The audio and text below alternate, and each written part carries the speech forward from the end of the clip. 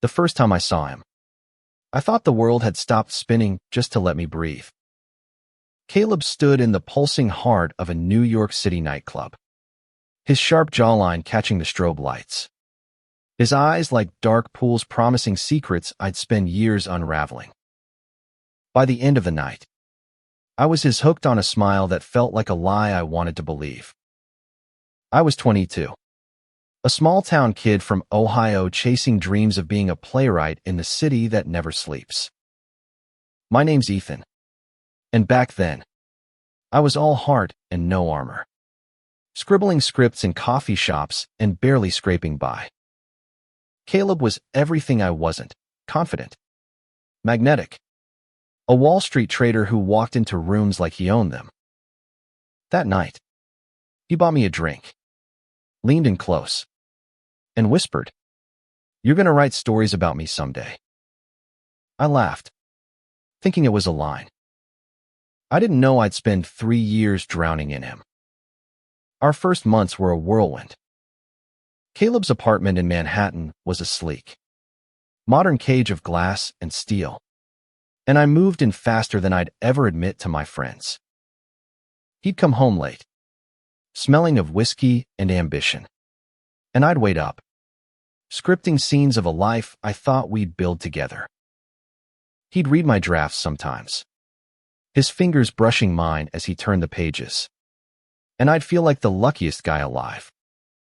But there were cracks moments when his charm turned sharp, like a blade hidden in silk. "You're too soft, Ethan," he'd say, laughing, when I'd cry over a bad review or a rejected script. "Toughen up, or this city'll eat you alive." The first time he hurt me, I didn't see it coming. It was a year in, after a fight about me missing his work event to meet a deadline. I'd apologized, but his hand cracked across my face before I could finish. The sting was nothing compared to the shock. He was sobbing before I could process it, begging forgiveness, swearing it was a mistake. "I'm under so much pressure, Ethan. You know I love you." I believed him because I needed to. I told myself it was a one-time thing. That love meant weathering storms. I didn't know I was already caught in his. Caleb's lies were an art form. He'd spin stories about late nights at the office, but I'd find receipts for bars he never mentioned. He'd say he was stressed, but his temper turned every small mistake into a war. A spilled coffee, a late text reply, anything could set him off. I started walking on eggshells, rewriting myself to keep him calm. My scripts gathered dust. My dreams shrank to fit his shadow. I stopped calling my friends, stopped going to open mics, stopped being Ethan. I was his shadow, tethered to a man who loved me only when it suited him. By year 2, I was a ghost of myself. My reflection in the bathroom mirror showed hollow eyes and bruises I'd learned to hide with long sleeves. Caleb's apologies were rehearsed now, a script he knew by heart. "You make me crazy, Ethan. If you'd just listen." I wouldn't have to. He never finished that sentence. But I did in my head. "If you'd just disappear, maybe he'd love you right." I hated myself for staying, but leaving felt like admitting I'd failed at love. The night everything changed. I was sitting on the fire escape, staring at the city lights, wondering if I could ever climb out of this hole. Caleb was out another work thing, and I was alone with my thoughts, which was never a good place to be. My phone buzzed with a text from an unknown number. "You don't know me, but I know Caleb. Meet me at the diner on 7th. You deserve to know the truth." My heart pounded. I should have ignored it, but something desperation maybe pushed me to go. The diner was a greasy spoon, all flickering fluorescents and sticky tables. A guy sat in the corner booth, his blonde hair catching the light, his eyes scanning the room like he was waiting for a fight. He introduced himself as Lucas, a bartender who'd served Caleb too many nights to count. "He's not who you think," Lucas said, sliding a stack of photos across the table. Caleb, laughing with other guys at bars, clubs, hotels, dates I'd spent waiting for him, lies I'd swallowed whole. "Why are you telling me this?" I asked, my voice shaking. Lucas leaned forward, his gaze steady but soft. "Because I've seen you with him.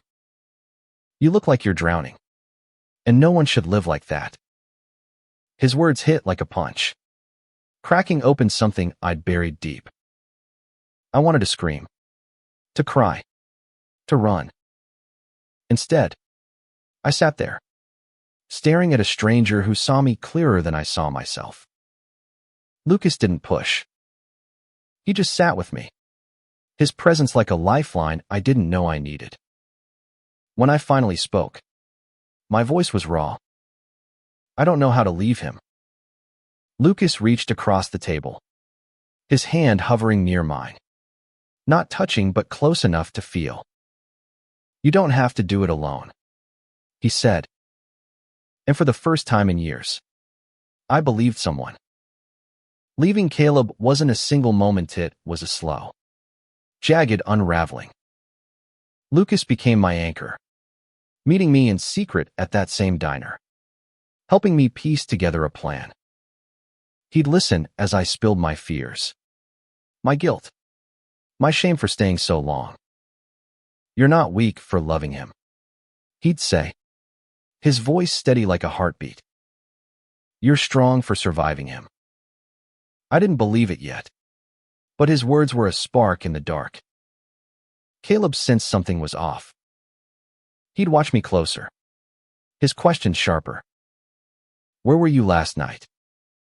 he'd demand, his eyes narrowing when I mumbled about a walk. I started hiding my phone, deleting texts from Lucas, terrified Caleb would find out. One night, he grabbed my wrist so hard it left a bracelet of bruises. "You're mine, Ethan," he hissed. "Don't forget that." I nodded, but inside, I was screaming, "I'm not yours." I never was. Lucas found me in an apartment, a tiny studio in Brooklyn, barely big enough for a bed and a desk. But it was freedom. He helped me move in secret, carrying boxes while Caleb was at work. Every step felt like defusing a bomb. The day I left, I wrote a note. "I'm done. Don't look for me." I left it on the kitchen counter, next to the keys to Caleb's cage. My hands shook as I walked away, half expecting him to appear and drag me back.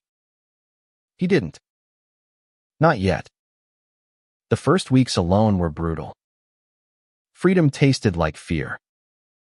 I'd wake up gasping, dreaming of Caleb's voice, his hands, his lies. Lucas was there, though, never pushing, just present. He'd bring coffee to my new place, sit on the floor because I didn't have chairs, and talk about anything: his job, his dog, the way the city looked at dawn. Slowly, I started to remember who I was. I dug out my old scripts, dusted off my dreams. Lucas read them, his eyes lighting up. "You're good, Ethan," he said. "Don't let anyone make you forget that." But Caleb wasn't done with me. 6 months after I left, he found me. I was at a small theater in the East Village, watching a friend's play. When I felt him before I saw him, his presence like a storm cloud. He cornered me outside, his smile all teeth. "You think you can just walk away?" he said, stepping too close. My heart raced, but I stood my ground. "I already did," I said, my voice steadier than I felt. He grabbed my arm, but before I could react, Lucas was there, stepping between us. Back off, he said, his voice low but unyielding. Caleb laughed, but he left. I was shaking, but Lucas's hand on my shoulder grounded me. You're okay, he whispered. You're free. That night, something shifted. Lucas walked me home, and under the flickering streetlights, I looked at him really looked. His blonde hair fell into his eyes, and his smile was soft, unguarded. For the first time, I let myself feel the warmth in my chest, the pull toward him. Why do you keep helping me? I asked. He shrugged, his eyes meeting mine. Because you deserve to be happy, Ethan. And I want to see you get there. My breath caught. I didn't kiss him then, but I wanted to. God, I wanted to. Over the next months, Lucas became more than my savior, became my friend, my confidant, my maybe something more. We'd wander the city together, sharing stories over cheap pizza, laughing until our sides hurt. He'd tease me about my terrible taste in music, and I'd mock his obsession with old sci-fi movies. But there were moments, quiet ones, when our hands would brush, or our eyes would lock, and the air would hum with something unspoken. I was scared to name it. I'd spent so long loving someone who broke me. How could I trust my heart again? Caleb's shadow lingered. He'd text me late at night, alternating between apologies and threats. I blocked his number, but the fear stayed. One night, he showed up at my apartment, banging on the door, shouting my name. I froze, my pulse pounding, until Lucas, who'd been crashing on my couch, opened the door and told him to leave. Caleb's eyes burned with rage, but he backed off. Lucas stayed that night, sleeping on the floor to make sure I felt safe. I didn't sleep. I lay awake, listening to his steady breathing, wondering how someone could be so good when I'd known so much cruelty. By the end of that year, I was writing again, really writing. My first play, a raw, messy story about love and survival, got picked up by a small theater. Lucas was there on opening night, grinning like he was prouder of me than I was of myself. After the show, we stood outside, the city buzzing around us. You did it, he said, his voice thick with emotion. I looked at him, my heart full, and said, I couldn't have without you. For a moment, we just stood there, the world fading away. Then I leaned in, and he met me halfway. Our first kiss was soft, tentative, but it felt like coming home. The kiss changed everything. Lucas and I didn't rush into things we couldn't. My heart was still bruised, still learning to trust. But every moment with him felt like a step toward healing. We'd spend evenings in my tiny apartment, cooking terrible pasta and laughing at our failures. He'd read my new scripts, offering notes with a gentleness that made me feel seen. I started to believe I could be whole again, not just the broken pieces Caleb left behind. Caleb didn't vanish, though. He'd show up at my readings, lurking in the back, his presence a reminder of the cage I'd escaped. I told Lucas everything, every fear, every scar. He never judged, never pushed me to move faster than I was ready. You're enough, Ethan, he'd say, and I started to believe him. But the fear of Caleb's return hung over me like a storm cloud, threatening to drown the light Lucas brought. The breaking point came a year after our first kiss. I was at a bar with Lucas, celebrating my play's extension, when Caleb walked in. His eyes locked on me, and my stomach dropped. He approached, his voice dripping with false charm. You look good, Ethan. Happier without me.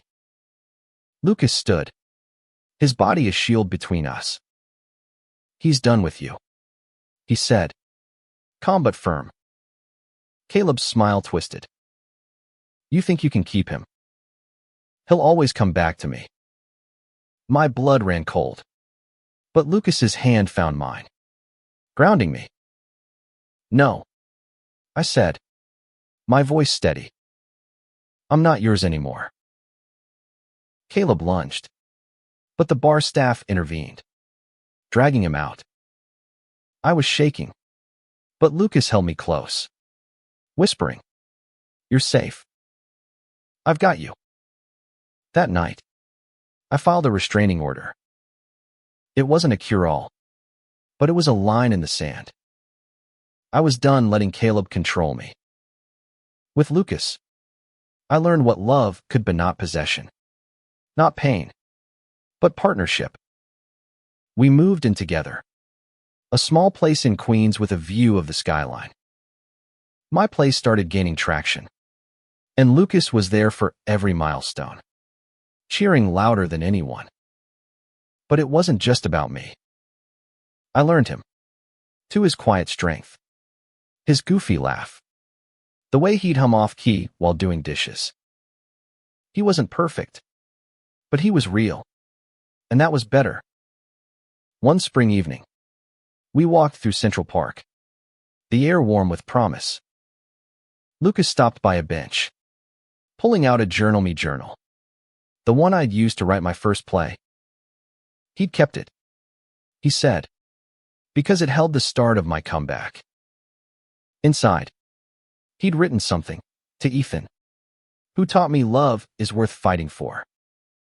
I looked up, tears in my eyes, and he was kneeling, a simple ring in his hand. I don't care about the past, he said. I just want our future. Will you marry me? I said yes, my voice breaking, my heart full. The city hummed around us, but all I saw was him, Lucas, my safe harbor, my home. Caleb's shadow would always be there, a scar I'd carry, but it no longer defined me. I'd spent 3 years loving a man who broke me, but now I was in love with the one who helped me rebuild. And as we stood there, wrapped in each other, I knew this was the story I'd been meant to write all along, not one of pain, but of healing, of hope, of love that didn't demand my soul in return.